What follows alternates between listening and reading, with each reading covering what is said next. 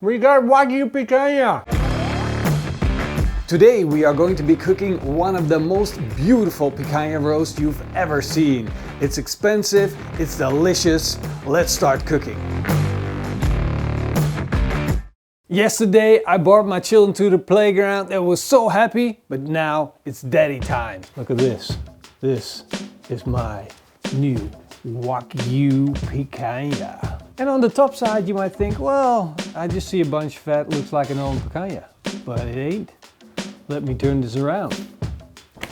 Whoa! Look at that. Look at that marbling. That's just crazy.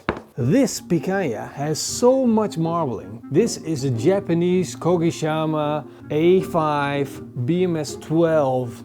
And basically what that says is that it has a crazy amount of marbling. You still have enough red meat, but at the same time you got those white veins, those white little bits of fat, that intramuscular fat. It's going to make this super tender, super tasty. This is really a once in a lifetime Wagyu picanha. And of course we're going to be cooking our picanha on a serious barbecue. So we're going to be using our Kamado Joe Classic. We're going to put big block charcoal in our Kamado Joe Classic, but we're going to do it on only one side of the barbecue.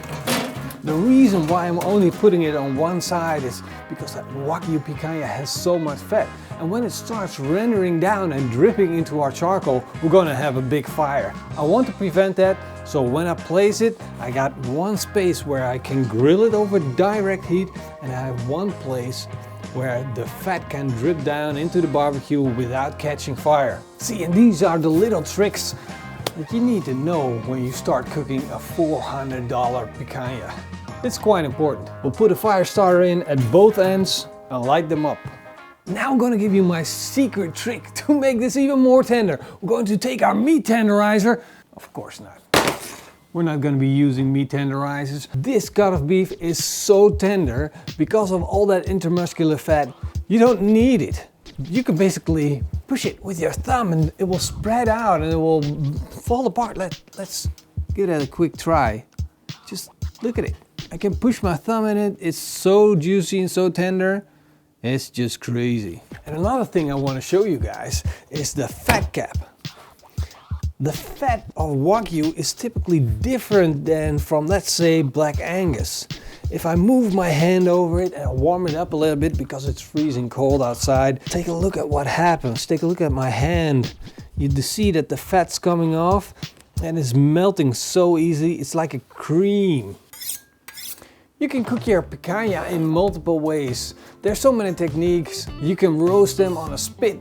You can put them on a skewer and rotate it yourself. Therefore you have to cut it up in steaks, but we're going to keep it as a whole, as a roast, because I want to get that maximum juicy experience. But that means we need to work on our fat cap. We're going to carve into our fat cap and we just want to open up the surface. We don't want to actually hit the meat. By carving into that fat cap, we're going to allow it to render down as much as possible.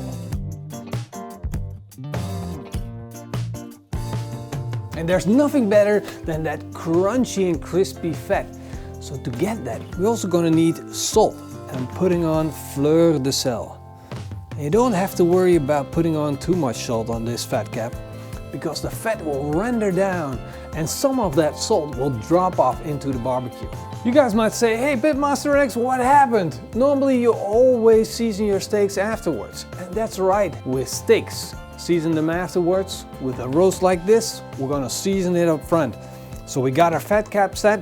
Now we'll sprinkle on a little bit of salt on the meat side. Not as much as on the fat cap. And she's ready to go on the barbecue. Let's check on our temperature. Our charcoal is getting nice and hot. Time to put our heat deflectors in. And the grill grates. Now we can put our picanha on the barbecue. Place the meat side down on the grill grates, close the lid and set the barbecue to a temperature of around 140 degrees Celsius. This is a fun fact. Did you know the picanha came to Brazil in the 1970s? And it actually came from Bulgaria, and they call it tafelspitz because the immigrant workers from Bulgaria that went to the Volkswagen plants in Brazil, They asked for this cut and the butcher provided it them. Then over time it became integrated in the Brazilian food culture. They adapted it, they made it their own, and they improved on it. Came from Bulgaria, went to Brazil, now my meat comes from Japan, and we got something crazy. Cooked by a Dutch guy. We're in an international world. Our picanha is done. It's ready to come off the grill, and look at it. Look at that golden crown that she's wearing. Now we took this off at a temperature of 52 degrees Celsius, and I'm expecting it to rise up while it's resting even more. Maybe up to 54 or even 56. But that's just fine with picanha. There's a lot of fat. And we want that fat to render down, so it needs temperature to achieve that. Look at this salt crust. It is beautiful. It is nice and golden brown. We even got some crisp at the end, and look at that fat. It's just ready to pop out at any moment. Of course, you have the option to finish it, searing it off at a higher temperature to get it crispy on the outside. But honestly, I'm a little bit afraid of doing that. Now by doing so, there will be a black burned fat film on the outside of my picanha. It's not going to happen today. I don't want to take that risk. We're in a good spot right now. We're going to keep it this way, and we're going to get a fantastic, phenomenal picanha. This is the moment that I've been waiting for. It's finally time to start slicing into it. If we flip this thing over to the side, we can see that the grains are running in this direction. So we'll cut it with the grain. There we go. Look at that, we got a beautiful smoke ring going on. And look at how juicy that is. This beef is so tender. I'm going to take one of these slices and pull it out. Look at that. And we cut this in one slice, and that's the way it should be. Super tender Wagyu, doesn't need any pressure. Oh, that is tender. It still blows my mind. How can we be eating $400 worth of Wagyu? There's just no way of explaining what this experience is like. There's no other way, no other type of beef that will give you this tender experience. It's something special, it's something to be enjoyed with friends and family. You have to share this, otherwise it's going to be way too much because of the fat content. But at the same time, you don't want to share it with anybody either. I'm going to eat this picanha all by myself. All right. Just one piece though. Of course, a big thank you to butchery.nl for giving us this cut of beef. Otherwise, you know, I would have to pay for this myself. That would be crazy, right? You can't afford it. I mean, look at your roof. I still need to do a little bit of work. But in the meantime, I'm eating picanha. We got Wagyu picanha. Take out my teeth. I don't need them. I don't need them. If you hope you guys enjoyed this video, and if you did, then leave us a big thumbs up and a comment down below. You want to say thank you to somebody? Thank you to our patrons and YouTube member. Thank you to me. Thank you to my YouTube mother as well, and your YouTube patrons. Yes, your YouTube mother.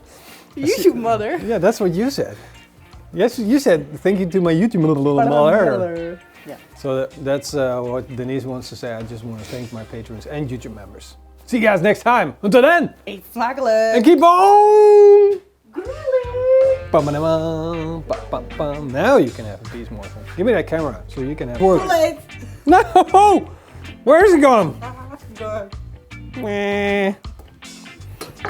Did you drop it? Did you just drop it? Did you got that on tape? Yes, of course. No! I'm the best cameraman in the world. It's such an easy job.